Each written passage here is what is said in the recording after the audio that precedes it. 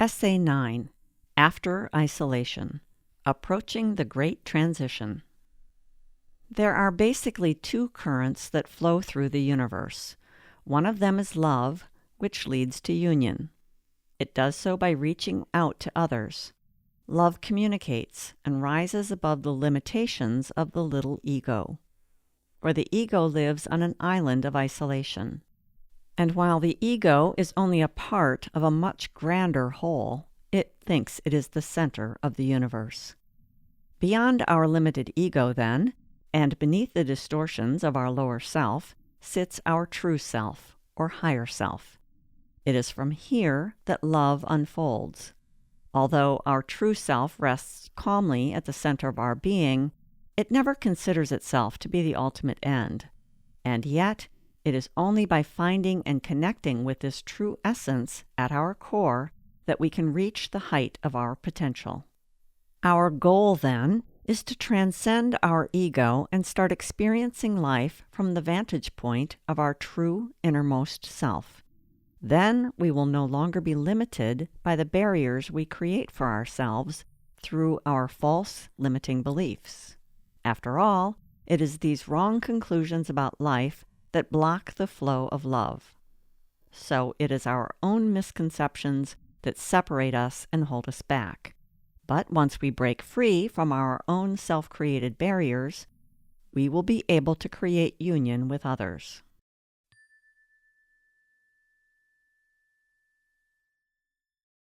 Two forces in the universe.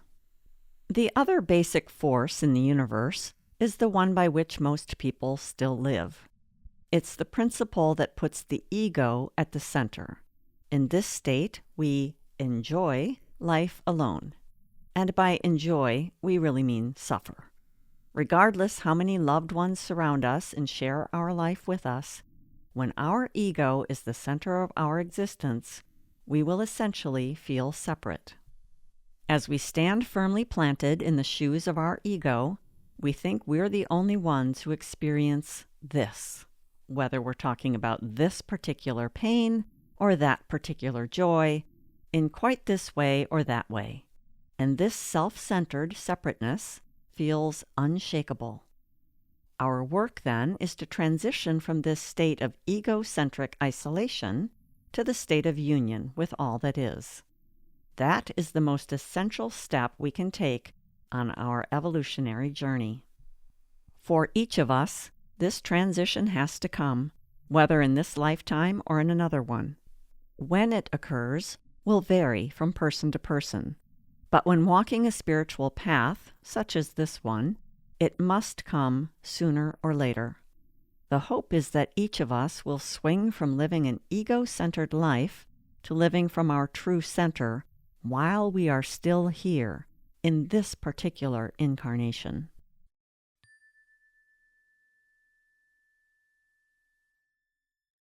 Developing greater self-honesty. If we want more love in our life, we need to head in the direction of becoming more honest with ourselves. Or, as the guide so elegantly put it, self-honesty is the first step toward love. Here are the first 4 steps that anyone can take. They will help us develop a greater connection with our own inner light by clearing away all the dishonesties that are blocking it. Step 1. Uncover our faults. For starters, we must begin to notice our own faults. This is our first step in getting to know ourselves. Yet for most of us, seeing our shortcomings, even as they appear on the most easy-to-spot level, isn't easy. For we're largely untrained in the skill of self-observation. Remember, all our faults stem from one of 3 main roots: self-will, pride, or fear. No matter what fault we uncover in ourselves, if we dig deep enough, we'll see how it comes from one of those 3 things. Step 2. Find our misunderstandings. Digging a little deeper, we'll move into the second step and start to uncover our wrong conclusions about life. We'll gradually come to realize we harbor misunderstandings that are connected with all our conflicts in life. Step 3. Unwind the misunderstandings. Now we're ready for the third big step on our spiritual path. We'll need to see how our faults are embedded in our misunderstandings. Said another way, we need to see that our misunderstandings seem to justify our faulty thinking and behaving. For while we may have made some progress by now in overcoming our faults, we'll now likely see they have deeper roots than we realized. Step 4. Go deeper. Next, it's time to circle back and discover where we are still proud and fearful, selfish and withdrawn. To find these weaknesses, we'll need to look deeply within. We must search every inner conflict for these traits. For even if, on the outside, we are outgoing and able to cover these things up, it's still important to see where they remain hidden within.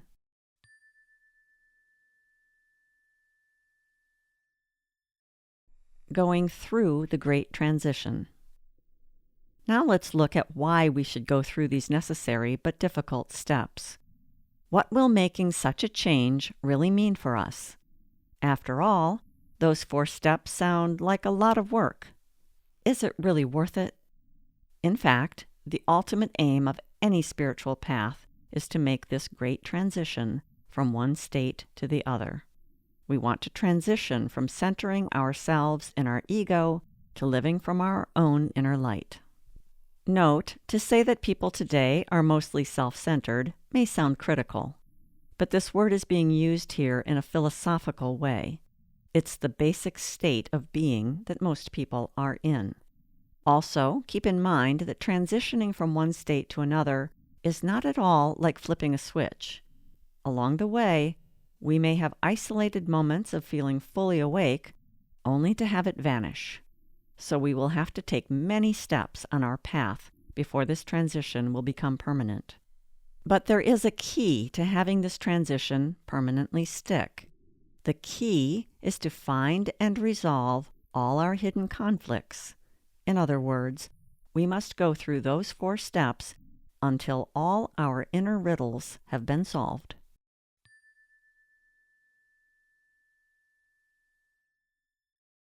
There are 2 different states? Many people don't even realize there are 2 distinctly different states. In fact, most don't realize they're still living in the old state, the undesirable, ego-centered state. And this lack of awareness makes going through this transition all that much harder. How about some encouragement? Here are the promises of what lies ahead for those who do the hard work of spiritual healing. First, we'll feel freedom. For our walls of isolating self-centeredness are very confining.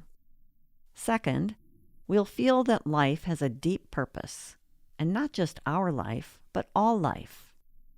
Third, we'll understand the reason behind all our experiences, even the hard ones. For we'll see our life from a new point of view. Fourth, we'll have a feeling of unity with everyone, and we'll sense the importance of their purpose too, not just our own. Beyond this, we'll feel a joy and security we haven't known before. This new security won't carry any delusion about the end of all suffering. At the same time, we won't cringe from such suffering. We will have a deep knowing that in the end, our suffering can't harm us.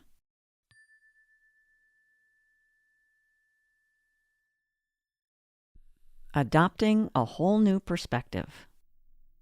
For many, there will be a feeling that whatever we're experiencing in this moment has been felt by millions of others.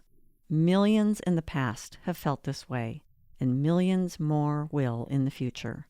All our feelings, we'll come to realize, have always existed. Be they happy or horrible, welcome or awful, we're not the only ones who have experienced them. The fact that we seem to produce our feelings doesn't, in fact, mean we actually do produce them. What we really produce for ourselves is the condition of tuning into a particular force of an already existing emotion. It might sound like we're splitting hairs here, but really this is a vitally important distinction to make. As long as we harbor the illusion that we are producing a particular emotion that goes along with a certain life experience, then we think we're unique and alone and separate. But we can start to see that we're just tuning in to what is already there. Then we automatically become part of a bigger whole, in which case we are not such a separated being after all. Now, just hearing these words is not going to immediately create this new state of being in us. But by tuning into this perspective, we just might be able to accelerate our transition to this other way of being in the world.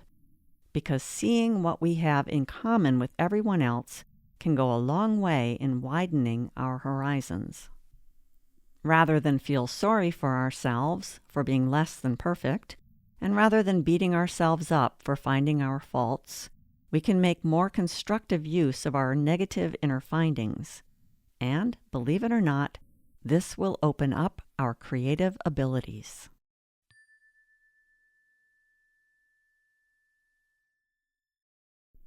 Tuning into union versus isolation.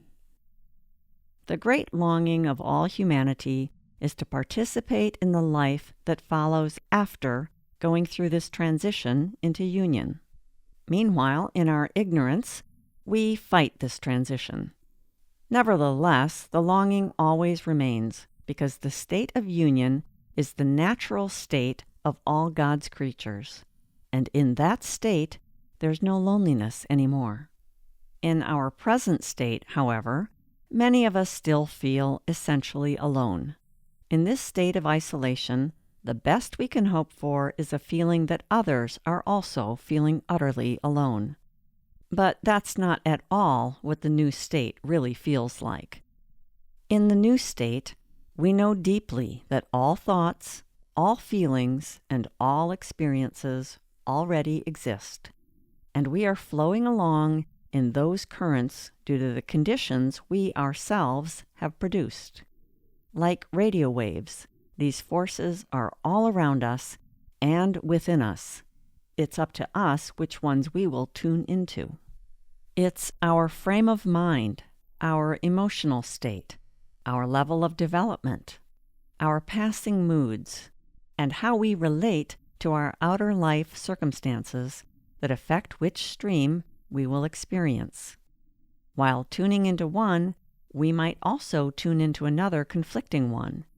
If we start to see things this way, we are bound to become, little by little, the being we actually are, a divine, deeply connected ray of light, instead of a separate, self-centered person.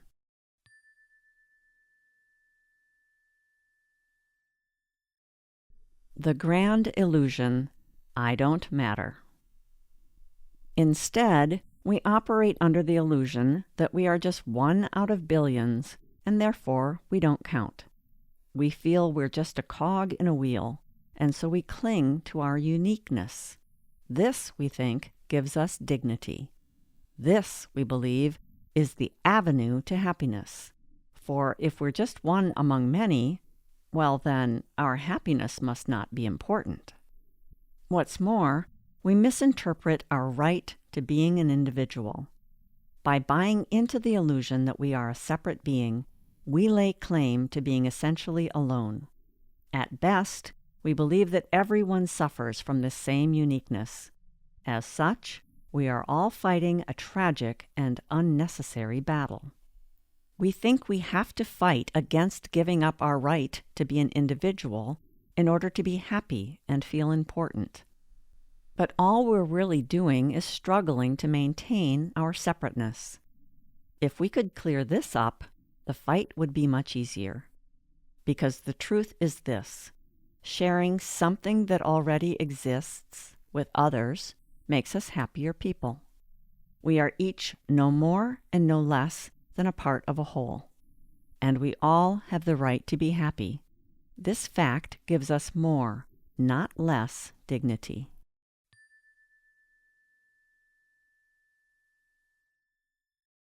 Moving toward me and the other. If we feel we are a separate individual, we assume that in order to have more for ourselves, we must take something away from others. That's the error and the conflict. And in the old state, that's how it actually works out. But to the extent we leave this state and transition to the state of union, the fullness and richness of life will grow. In the new state, it's no longer true that it's me or the other. Now it's me and the other.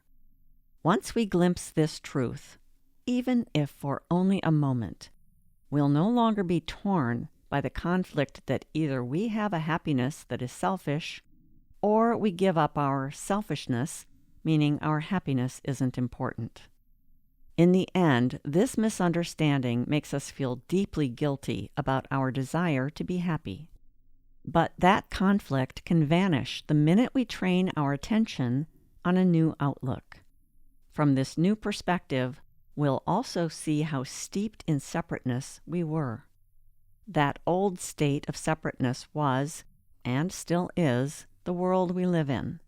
But once we recognize this, our desire to leave that old world behind will blossom.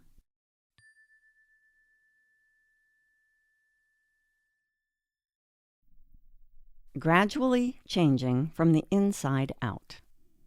We are all so afraid of changing, but in truth, we don't have anything to fear. Paradoxical as it may sound, we can go through this great transition and remain largely the same, even as we change. For as we transition from being in isolation to being in union, our values are bound to change. We won't just adopt new opinions, but a natural, organic inner growth will occur. Our outer opinions may not even change all that much, yet we will experience them completely differently. As we go through the great transition, what remains the same are the aspects of ourselves that are valid and valuable. Whatever is essentially us, at our core, will only be enriched, and what is not part of our core essence will slip away. Best of all, as this transition occurs, creative forces will flow from the center of our being that we didn't even know were there.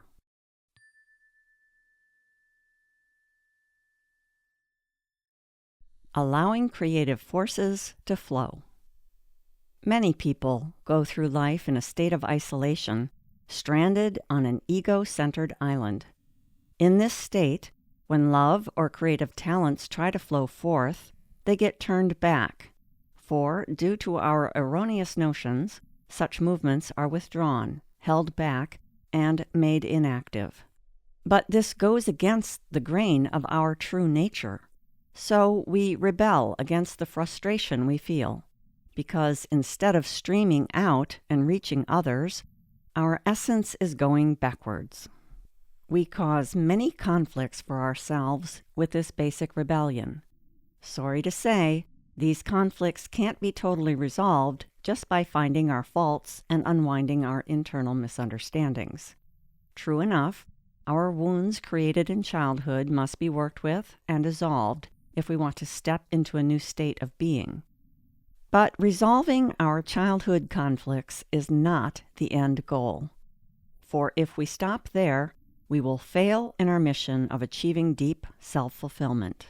The greater aim needs to be this: to transition from the self-centered state of isolation to living in a state of union with everyone and everything.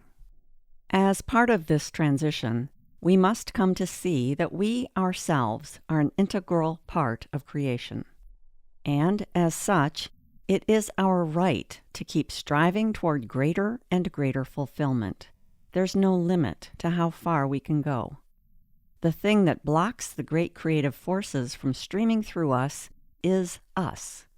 Instead of developing all our capabilities and having health and strength, our outlook on life has gotten distorted.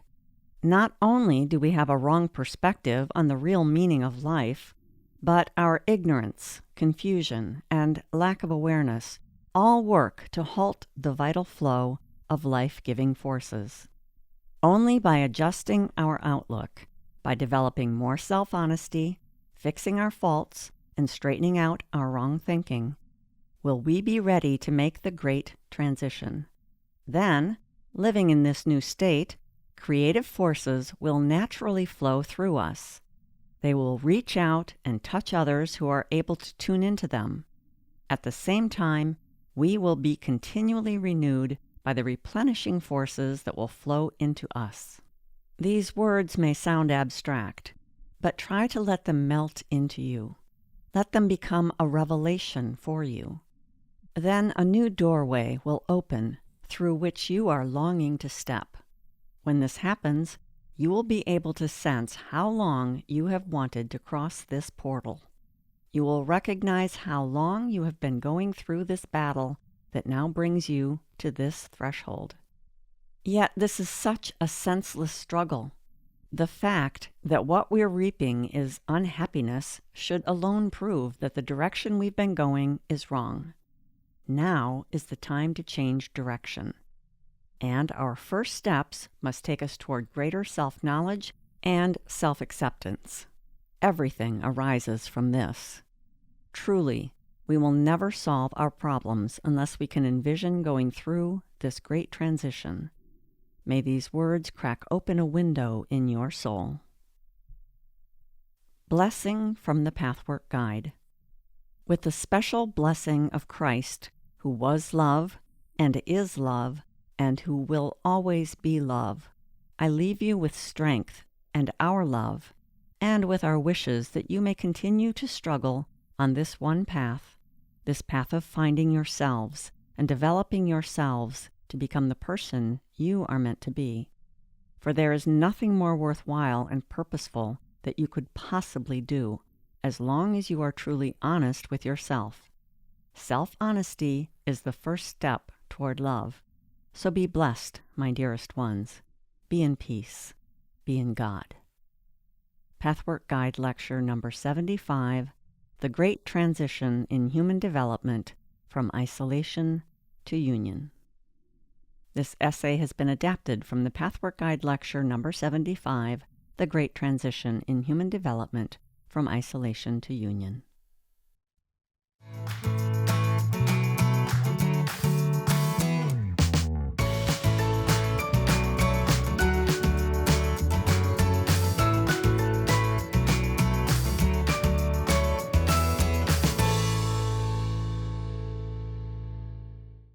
This work is copyrighted by Jill Rhee, founder and manager of Finesse LLC, all rights reserved.